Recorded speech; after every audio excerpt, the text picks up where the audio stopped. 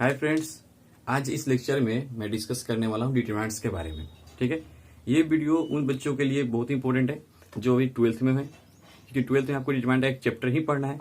और ये वीडियो उनके लिए भी है जो अभी 11th में जाने वाले होंगे, क्योंकि क्या है कि 11th में जब जाइएगा तो आपको फिजिक्स में जो बच्चे बायोलॉजी वाले होंगे और जो बच्चे मैथ वाले लेने वाले होंगे उन दोनों के लिए इंपॉर्टेंट होने वाला है 11th के बच्चों का।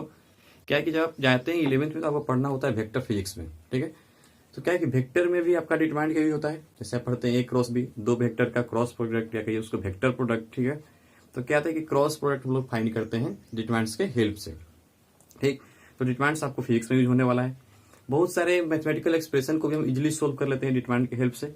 ठीक, तो ये जो डिटरमिनेंट है आपका, जो बच्चे 11th में जाने वाले हैं उनके लिए भी आज का लेक्चर इंपॉर्टेंट होने वाला है, और जो बच्चे भी 12th में पढ़ रहे होंगे उनके लिए भी। 12th में तो आपको एक चैप्टर ही पढ़ना है डिटरमिनेंट्स का, और 11th में जो बच्चे बायोलॉजी लेने वाले होंगे उनके लिए भी, और जो मैथ लेने वाले होंगे उनके लिए भी। क्योंकि आपको मैंने बताया जैसा कि वेक्टर में क्रॉस प्रोडक्ट हम लोग फाइंड करते हैं डिटरमिनेंट्स के हेल्प से। तो आज हम लोग पढ़ेंगे कि कैसे डिटरमिनेंट्स का इवैल्यूएशन होता है, कैसे मैं बताऊंगा कि कैसे अगर दो वेक्टर दिया हुआ है तो उनका क्रॉस प्रोडक्ट कैसे निकालेंगे। ठीक है, और डिटरमिनेंट को सोल्व कैसे करते हैं। तो चलिए देखते हैं। जैसे आपके पास अभी मैं लेता हूं एक डिटरमिनेंट जिसका ऑर्डर मान लीजिए 2x2 है, मैं वो लेता हूं। जैसे एक डिटरमिनेंट हो गया, ये है A B C D, order कितना है 2x2। ठीक है, आपको ऑर्डर क्या होता है, जैसे नंबर ऑफ रो, कितने रो है, एक रो और ये दो रो है ना, ये R1 हो गया, आपका R2 हो गया, दो रो है। अब कितने कॉलम है, दो कॉलम है, तो इसको हम लोग लिखेंगे 2x2। ठीक है, ऑर्डर, या फिर सिर्फ हम लोग ऑर्डर 2 भी बोल सकते हैं, लेकिन ऑर्डर हम लोग 4 नहीं बोलेंगे। ठीक ना, ये नहीं कि 2x2 इंटू करके 4 बोल दिया ऑर्डर, ऐसा नहीं होता है। ऑर्डर 2x2 बोलेंगे या फिर ऑर्डर सिर्फ 2 बोलेंगे, इस तरह से। ठीक है, तो देखिए इनका जो है इवैल्यूएशन कैसे होता है। ठीक है, इस डिटरमिनेंट का वैल्यू फाइंड करना है, तो कैसे फाइंड करेंगे, क्या है कि ये इसको इससे मल्टीप्लाई कर लीजिए। ठीक है, और इसको इससे मल्टीप्लाई करते हैं। देखिए क्या आएगा, मल्टीप्लाई करने के बाद ए इंटू डी क्या हो जाएगा, ए डी, और बीच में लगाते हैं माइनस, और बी इंटू सी कितना हो जाएगा, बी सी। तो ये हमारा डिटरमिनेंट को सोल्व करने का तरीका होता है। ठीक है, जैसे एक और एग्जांपल ले लेते हैं, बोलेंगे आप इसको सोल्व करो, डिटरमिनेंट का वैल्यू बताओ। तो यहां पे जब डिटरमिनेंट का वैल्यू बताना होगा तो क्या करेंगे, 2 इंटू 6 कितना हो जाएगा, 12। यहां लगेगा माइनस, और ये 3 इंटू 4 12, यानी वैल्यू कितना आएगा, 0। इस तरह से हम लोग सोल्व करेंगे। ऑर्डर जिसका 2 रहेगा या 2x2 रहेगा। अगर मान लो यहाँ पे दिया हुआ है -1 -5 4 3, ठीक है, बोले इसका वैल्यू बताओ, तो इसका वैल्यू क्या हो जाएगा, ये हो जाएगा -3। ठीक है, दिस इंटू दिस, -1 इंटू 3 कितना हो जाएगा, -3। एक माइनस लाएंगे और दिस इंटू दिस होता है, तो -5 इंटू 4 यानी -20, तो ये कितना हो जाएगा, +20 हो जाएगा। तो यहां से आंसर आएगा 17। तो इस तरह से 2x2 के ऑर्डर को डिटरमिनेंट को हम लोग सोल्व करते हैं। अब चलते हैं 3x3, उसके बाद फिर देखेंगे क्रॉस प्रोडक्ट कैसे निकलेगा। ठीक है, पहले देख लेते हैं कि सोल्व करते कैसे हैं, इवेल्युएट कैसे करते हैं। ठीक,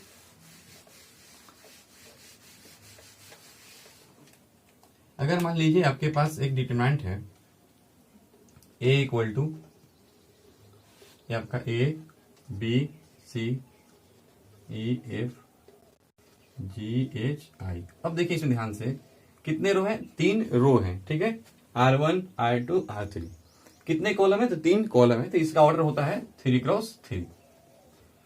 ऑर्डर है वो 3x3 है, या फिर सिर्फ जो है बोलेंगे ऑर्डर 3, इस तरह से 9 नहीं बोल देंगे। ठीक है, अब देखिए इनको कैसे हम लोग इवेल्युएट करेंगे। पीछे वाला क्या था, जो हम लोग पिछला एग्जांपल किए वो था 2x2 का, तो उसको सोल्व करना बहुत ही मतलब जो है इजी था। ठीक है, हमने सीखा भी।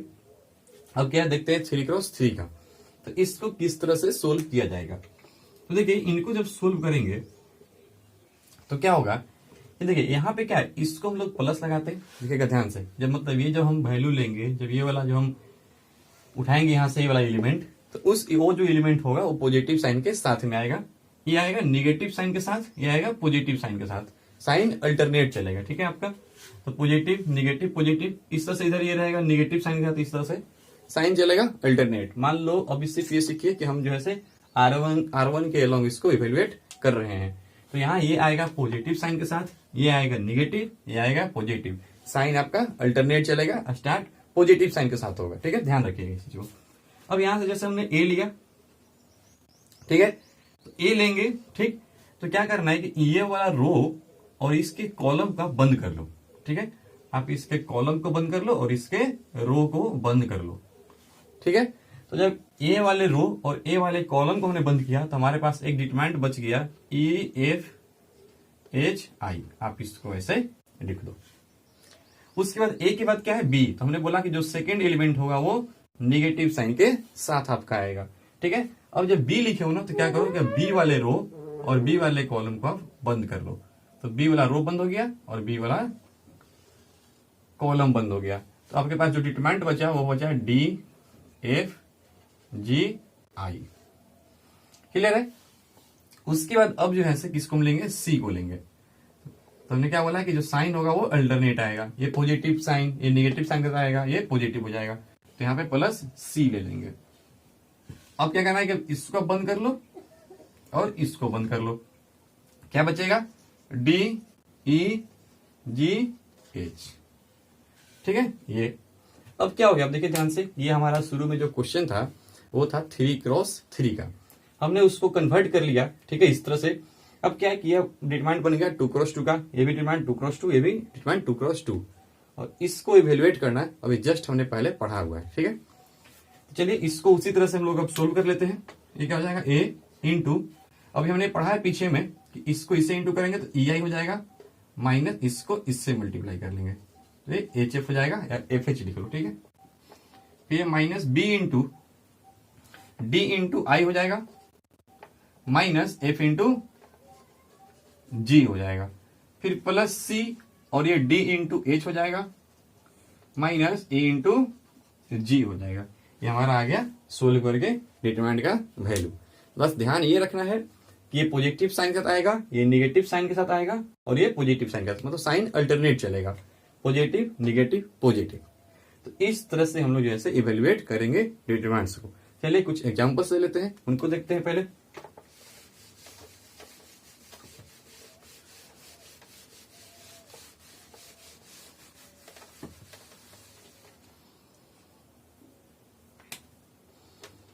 मान लीजिए हमारा एक डिटरमिनेंट है दिया हुआ है 1 -2 3 -3 सॉरी 4 5 0 3 2 1, इस तरह से आपसे बोलेंगे कि आप इसका डिटरमिनेंट वैल्यू बताइए, इसको सोल्व कीजिए इस डिटरमिनेंट को। जब डिटरमिनेंट को सोल्व करना होगा तो हमने क्या बोला कि सबसे पहले ये एलिमेंट उठाइए, तो ये क्या आएगा, पॉजिटिव साइन के साथ आएगा तो +1 हो जाएगा। ठीक, और इसके बाद हमने क्या बोला कि आप इसके रो को और इसके कॉलम को आप बंद कर लो।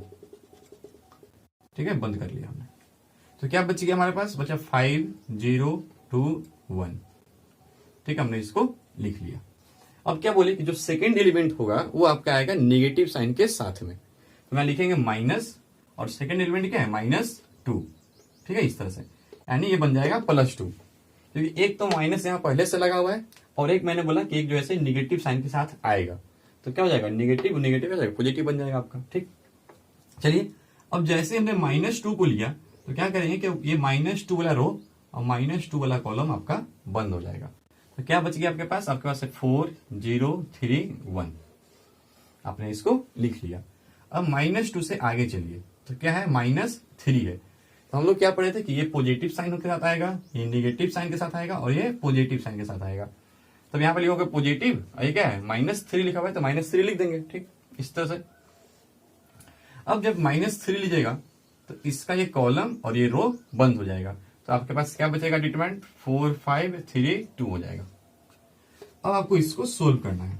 ठीक है, तो सोल्व कीजिएगा तो 5 × 1 कितना हो जाएगा, 5, -2 × 0 0 हो जाएगा। ठीक है, ये माइनस माइनस कितना हो जाएगा, +2 इंटू में 4 -0 हो जाएगा। ठीक है, 4 × 1 कीजिएगा तो 4, -3 × 0 कितना हो जाएगा, 0। ये हो जाएगा आपका -3। ठीक है, और ये जाएगा 4 × 2 8 -15। क्लियर है, समझ में आ रहा होगा। अब देखिए यहाँ पे ये हो जाएगा आपका 5, ये कितना हो जाएगा 8। ठीक है, और ये कितना हो जाएगा, देखिए यहां से आपका आएगा, ये है -3 और इंटू में है जितना आपका 7, तो +21 लिख दें। ठीक है, इस सोल्व में -7, तो -7 इंटू -3 यानी +21। ठीक है, तो अब आप यहां से आंसर लिख लीजिएगा। इसको जो ऐसे ऐड करके कितना हो जाएगा, 34 आपका आंसर हो जाएगा। क्लियर है? इस तरह से हम लोग डिटरमिनेंट को सोल्व करेंगे। एक दो और मैं एग्जाम्पल लेके कर रहा हूं। ठीक,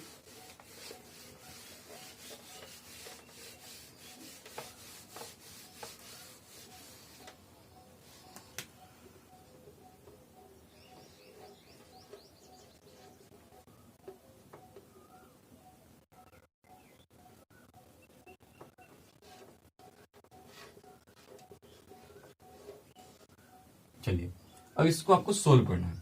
जब इसको सोल्व करना है तो क्या कीजिएगा, सबसे पहले आप ये वाला -2 लीजिएगा। तो बोले कि पहला जो एलिमेंट होता है वो आता है पॉजिटिव साइन के साथ में।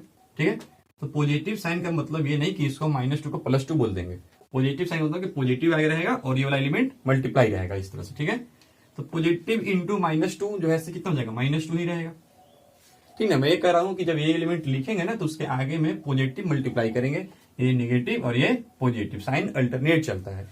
तो ये पॉजिटिव कहने का मतलब ये नहीं कि हम -2 को पॉजिटिव लिख देंगे, हम -2 को +2 नहीं लिख देंगे। ठीक है, इस तरह से ध्यान रखिएगा। जब पिछले वाले क्वेश्चन में यहाँ पे नेगेटिव लिखा हुआ था, -2 शायद था, तो क्या हुआ था कि उसको -2 ही लेके आएंगे और आगे में एक और माइनस था तो +2 बन गया था। तो यहाँ पे -2 आप जब लिखिएगा तो ये रो और ये कॉलम आपका बंद हो जाएगा। क्या बचेगा, 2 1 -5 4। क्लियर है? जो सेकेंड एलिमेंट होगा वो माइनस साइन के साथ आएगा, तो यहाँ माइनस लग जाएगा और सेकेंड एलिमेंट 4 है तो 4 लिख देंगे। ठीक, अगर मान लो कि सेकेंड एलिमेंट -4 होता है तो यहाँ माइनस और -4 लिखते थे, यानी +4 बन जाता है वो। ठीक है, ध्यान रखिएगा। अब जब आपने 4 को लिया तो ये वाला रो, सॉरी ये वाला कॉलम और ये रो क्या होगा, बंद हो जाएगा। तो क्या बचेगा आपके पास, 0 1 -1 4, फिर +3 ये वाला एलिमेंट। ठीक है, ये पॉजिटिव साइन के साथ आएगा तो +3।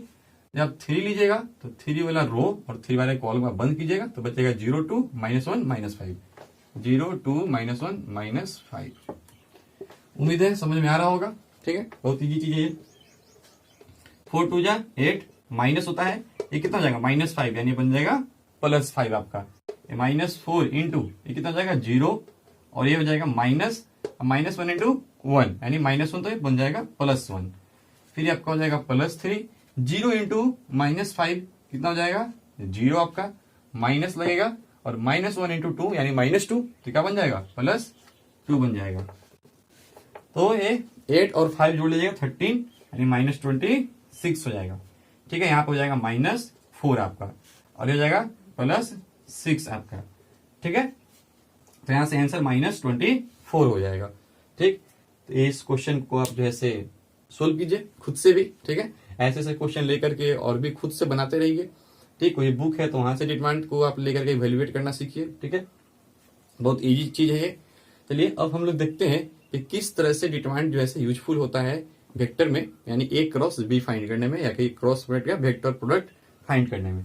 चलिए लेते हैं एग्जाम्पल की तरफ, देख लेते हैं एग्जाम्पल लेकर के।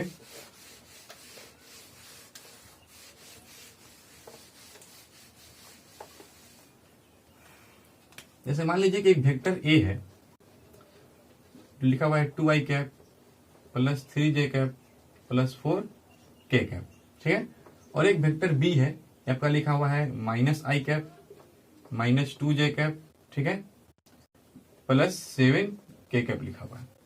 आपको बोल रहा है कि आप फाइंड करो A क्रॉस B वेक्टर, क्या होगा। ठीक है, आपसे बोला कि आप A क्रॉस B बताओ, तो क्या होगा कि A क्रॉस B हम लोग फाइंड करेंगे वेक्टर डिटरमिनेंट्स के यूज से। ठीक है, अब देखिए कैसे डिटरमिनेंट यूजफुल होगा इसमें। आपको फाइंड करना है A क्रॉस B। ठीक है, आप सबसे पहले यहाँ i कैप j कैप और k कैप लिख दो R1 में। ठीक है, R1 में i cap j cap k cap लिख दो। ठीक है, उसके बाद यहाँ सबसे पहले क्या लिखा हुआ है, सबसे पहले A लिखा हुआ है, तो सबसे पहले हम A वाला सारा एलिमेंट लिख लेंगे। क्या है, यहाँ पे i का 2 है, j का कोफिशिएंट कितना है 3 है, और कितना है 4 है, 4 लिख दिया। ठीक है, ध्यान से। उसमें क्या है B है, तो अब वेक्टर B वाले लिखेंगे। ठीक है, तो यहाँ से हो जाएगा -1, ठीक है, यहाँ से हो जाएगा -2 और ये कितना हो जाएगा 7। और अब इसको इवेल्युएट कर लेंगे तो हमें A क्रॉस B मिल जाएगा, यानी वेक्टर फॉर्म मिल जाएगा, क्रॉस प्रोडक्ट मिल जाएगा। तो देखिए कैसे होगा, आई लिखेंगे यहाँ पे, ठीक है। जब आई लिखेंगे तो क्या होगा कि ये रो और ये कॉलम को हम लोग बंद कर लेंगे, नहीं ये कॉलम आपका बंद हो जाएगा और ये रो आपका बंद हो जाएगा। क्या हो जाएगा 21 है ना, माइनस लगेगा और 4 इंटू -2 यानी कितना हो जाएगा -8, तो यहां बन जाएगा +8। क्लियर है। फिर इसे आप लिखिएगा -j, मैंने बताया आपको कि पहला एलिमेंट पॉजिटिव साइन के साथ, सेकंड एलिमेंट नेगेटिव साइन के साथ आएगा, तो -j लगाइएगा। अब क्या कीजिएगा कि अब जो है से आप ये j वाले रो और j वाले कॉलम को बंद कर लीजिएगा। तो आपका जो डिटरमिनेंट बन रहा होगा वो कुछ ऐसा बन रहा होगा, 2 4 -1 7, यही बनेगा ना, 2 4 -1 7।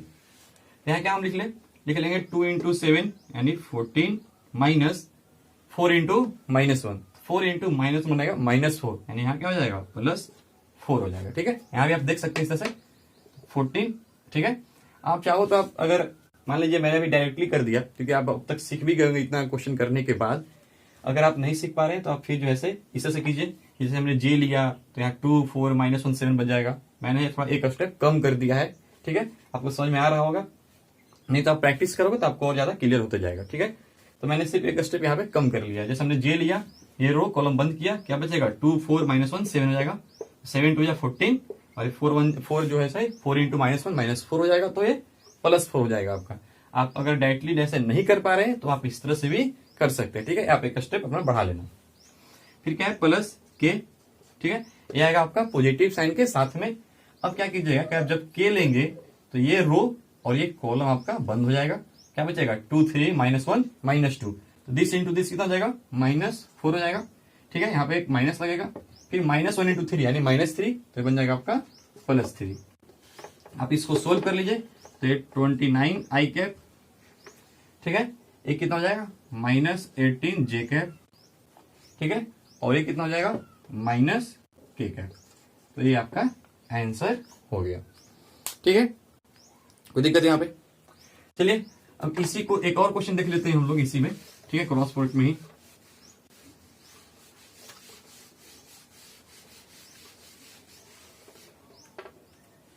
जैसे वेक्टर ए लिखा हुआ है 2i cap +j cap -3k cap, यहाँ आपका लिखा हुआ है -3i कैप +2k कैप। चलिए अब हमें इस फाइंड करना है a क्रॉस b। ठीक है, जब a क्रॉस b फाइंड करना है तो सबसे पहले मैं बोला आपको यहाँ पे i j और k लिख लो। i j k के बाद अब देखो ध्यान से कि सबसे पहले क्या लिखा हुआ है, a लिखा हुआ है। क्यों ऐसा हम बोल रहे हैं, यहाँ सबसे पहले b क्यों नहीं लिख सकते हैं, क्योंकि आपको पता है कि a cross b not equal to होता है b क्रॉस a। ठीक ना, आपको पता होगा कि a cross b equal to होता है -b क्रॉस a के। ठीक है, तो आप वेक्टर पढ़ेंगे जब या फिर पढ़े होंगे तो वहां पे आपको ये सब बताया गया होगा। ठीक है, तो चलिए देखते हैं कैसे निकलेगा। जैसे ए है आपका, सबसे पहले क्या है ए, तो इसीलिए सबसे पहले हम ए का अर्थ लिखेंगे। ठीक है, आई जे और के का कंपोनेंट लिखेंगे। उसके बाद क्या है बी है, उसके बाद हम बी का लिखेंगे। ध्यान रखिएगा इस चीज को, पहले बी का नहीं लिखेंगे क्योंकि आपको पता है कि A cross B not equal to B cross A होता है। तो यहाँ पे सबसे पहले ए है लिखा हुआ, तो सबसे पहले हम ए का लिखेंगे कंपोनेंट। ठीक है, 2 1 और ये -3 लिखा हुआ है। ठीक है, इस तरह से। उसके बाद अब बी का लिखेंगे, बी में क्या है -3, ये क्या के है ना, 2k कैप है, तो 2 यहां नहीं लिखेंगे, वो तो k कैप है ना, तो ये तो यहां लिखा जाएगा। और इसमें क्या है, इसमें j का तो कंपोनेंट ही नहीं है, यानी यहाँ पे क्या लिखेंगे 0 लिखेंगे। क्लियर है। देखिए हम लोग इसको ऐसे भी तो लिख सकते थे ना, 3i cap +0j cap +2k cap. ठीक है, यहाँ तो j वाला कंपोनेंट ही नहीं है, इसलिए हमने j की जगह पे क्या लिखा है 0 लिखा है, और ये 2 क्या है 2k कैप लिखा हुआ है, तो इसलिए यहाँ पे 2 लिखा गया है k के नीचे। ठीक है, ध्यान रखिएगा इस चीज को, यहाँ पे दिक्कत नहीं होना चाहिए। ठीक, यहाँ पे j का कंपोनेंट नहीं था इसलिए यहाँ पे 0 लिखा गया। ठीक, चलिए अब इसको सोल्व कीजिएगा तो सबसे पहले आप i लीजिएगा, तो क्या बोले आप ये रो और ये कॉलम बंद कर लोगे, तो 1 इंटू 2 कितना हो जाएगा 2 -0 इंटू -3 यानी 0, फिर -j कैप लोगे, फिर क्या होगा आप इसको बंद कर लीजिएगा, आप इसको बंद कर लीजिएगा, तो 2 इंटू 3 कितना हो जाएगा आपका 4 -3 इंटू -3 यानी +9 हो जाएगा ये -9। सही है। चलो फिर लिखोगे +k कैप, और जैसे आप के कैप लोगे तो के वाला रो और के वाला कॉलम आपका बंद हो जाएगा, यानी आपका ये अब बंद हो जाएगा। तो 0 इंटू 2 0 माइनस 1 इंटू -3 यानी हो जाएगा -3। तो कितना बन जाएगा? +3 बन जाएगा आपका। तो आपका हो जाएगा 2 आई कैप, ठीक है। ये कितना हो जाएगा? +5 जे कैप। आपका यहां से आएगा -5, तो -5 इंटू यहाँ पे एक और माइनस है तो +5 बन जाएगा, ठीक। और ये हो जाएगा आपका +3 के कैप। तो ये आपका इस तरह से आंसर हो गया A क्रॉस B का। तो उम्मीद है कि समझ में आया होगा आपको कि कैसे हम लोग क्रॉस प्रोडक्ट फाइंड करेंगे, ठीक है। कैसे डिटरमिनेंट का इवैल्यूएशन होता है, ऑर्डर अगर 2 क्रॉस 2 है या ऑर्डर 3 क्रॉस 3 है तो इवैल्यूएशन कैसे होगा। डिटरमिनेंट आपका बहुत यूजफुल होगा। वेक्टर जब चैप्टर पढ़ेगा तब फिजिक्स में आपको बहुत ज्यादा यूज होगा। उसके बाद मैथ में बहुत सारे जो है इक्वेशन को भी सोल्व करने के लिए हम लोग डिटरमिनेंट्स को यूज करते हैं, ठीक है। अगर आपको मान लीजिए क्वेश्चन दिया हुआ है इसमें 3 वेरिएबल हैं, 3 इक्वेशन दिया हुआ है, तो उस टाइप के क्वेश्चन को हम लोग सोल्व करने के लिए डिटरमिनेंट्स का यूज करते हैं, ठीक है। चलिए, थैंक यू।